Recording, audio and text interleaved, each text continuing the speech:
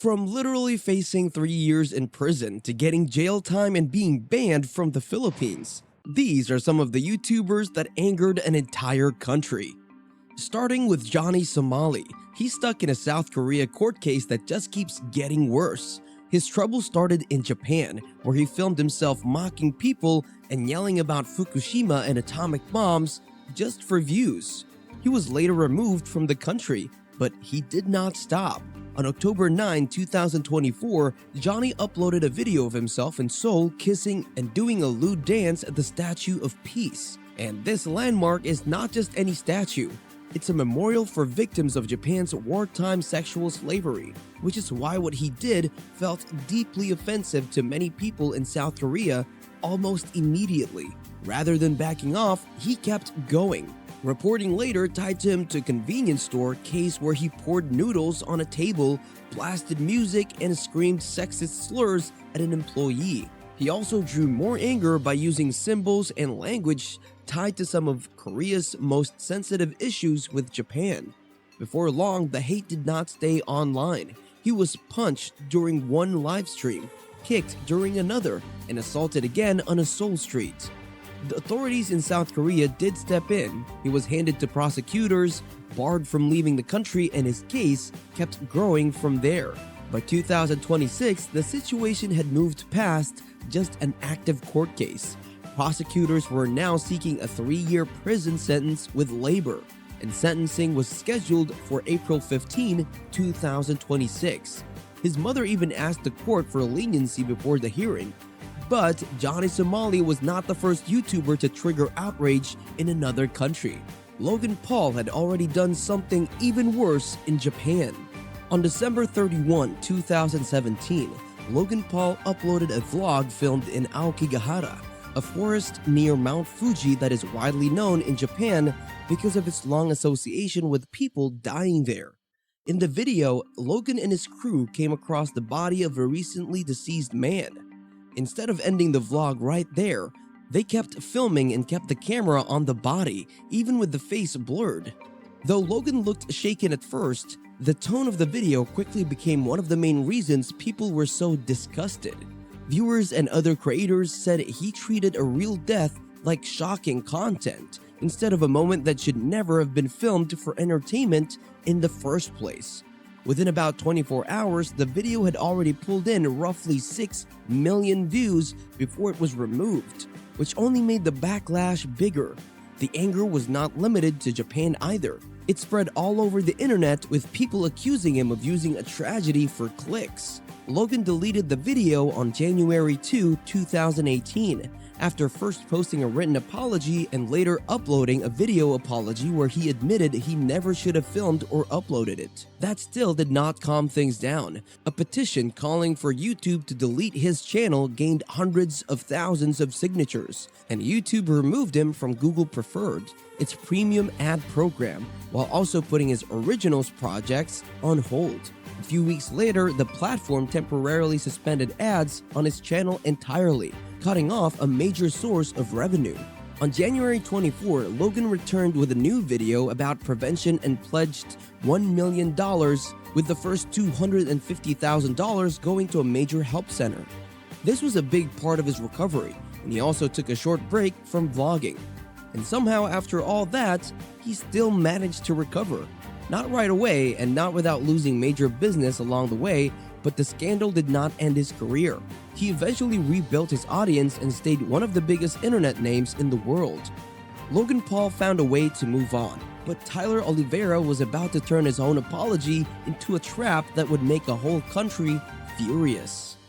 On October 23, 2025, Tyler Oliveira faced a huge backlash in India. He posted clips of the Gorhaba festival in a small village. This is a ritual where people throw cow dung as part of a religious tradition. People got angry because of how he showed it. Instead of explaining the religious meaning, he made it look like a gross story for views. The clips spread fast and millions saw it. Many accused him of mocking the tradition. Some said the video was fake or made by AI. But the festival is real. It happens every year in Gumatapura. The problem was not that the event was fake, it was that Tyler showed a real tradition in a way that made people mad. Tyler said he was being mass reported and threatened. By early November, he posted that he would not put out the full video. He said his family was being targeted and his life felt like a living hell. He even called the trip his worst decision. But 3 days later, he changed his mind and put the video out anyway. The post made the situation even worse, because at that point, the story was no longer just about whether the video was disrespectful, it also became about how Tyler chose to answer the backlash. After briefly sounding scared and apologetic, he came back with a combative message that framed the entire situation like a personal war, which only pushed more people against him. This was never a nationwide festival. It was just a local tradition in one village. People felt he made the whole country look bad by showing just this one small spot. While Tyler fought with the local community, Nas Daily managed to insult an entire culture's history.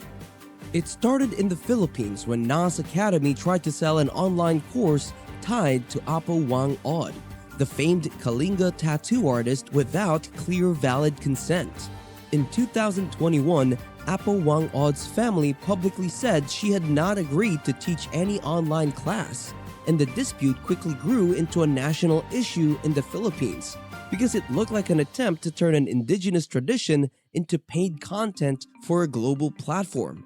Philippine authorities later got involved through the National Commission on Indigenous Peoples, which found that no proper consent had been given and described the deal as unfair. That is what made so many Filipinos furious.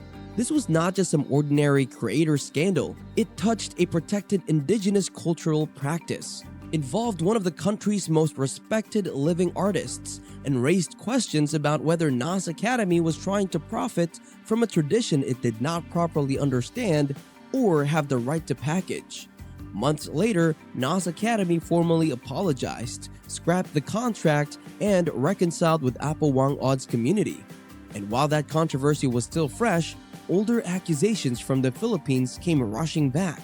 Luis Mabulo, the founder of the Cacao Project, said that when Nas visited her community in 2019, he mocked the local accent, said the people in her town were poor, and complained that farmers and farms were not clickable enough for the kind of content he wanted to make.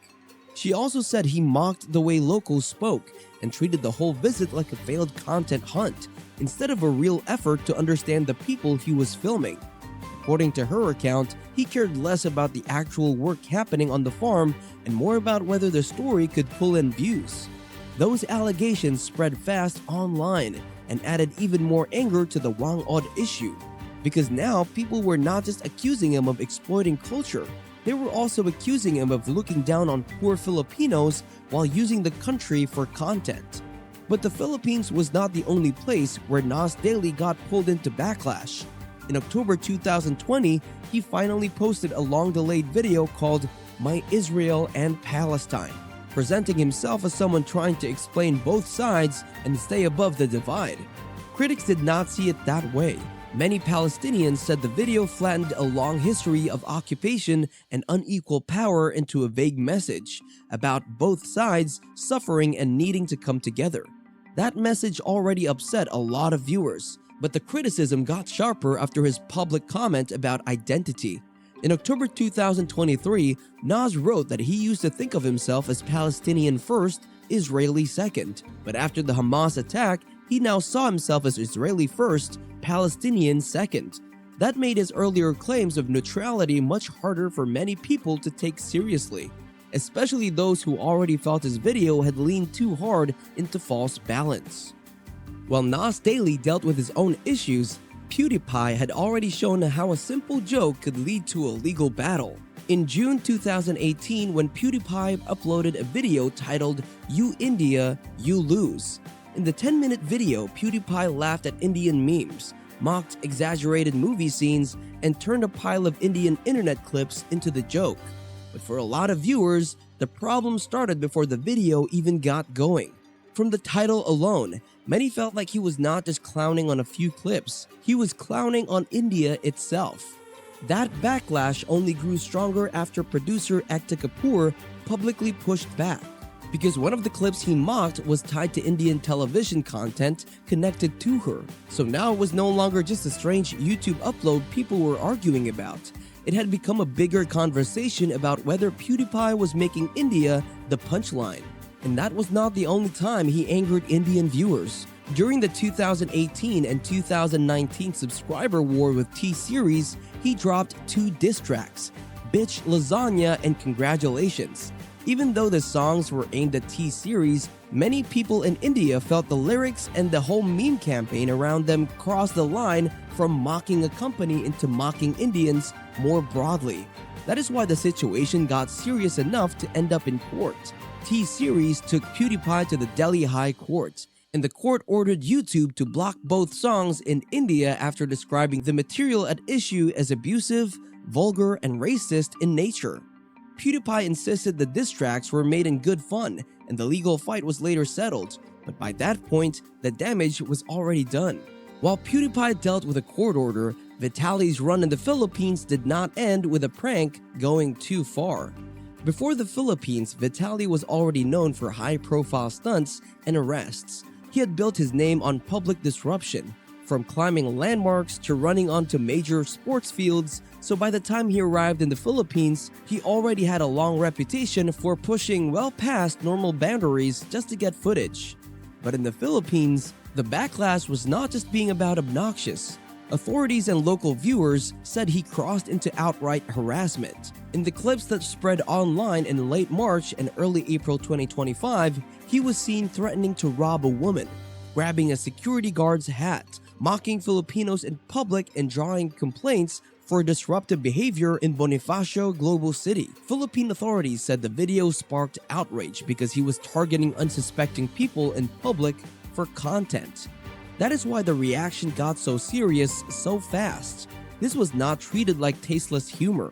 The Bureau of Immigration tagged him as an undesirable foreign national, arrested him on April 2, 2025, and put him in detention while other cases moved forward.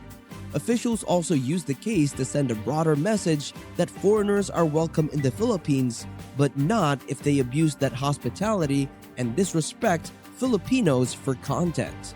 By April 2025, officials said he would have to stay in the country to face criminal complaints. By June, he had been transferred into jail custody, and Philippine officials were openly saying deportation would have to wait until his legal issues were resolved. By 2026, Philippine officials said Vitaly had already served his sentence. He was deported to Russia on January 17, 2026, and was blacklisted from returning to the Philippines. So subscribe or Vitaly will ask to live in your house for free.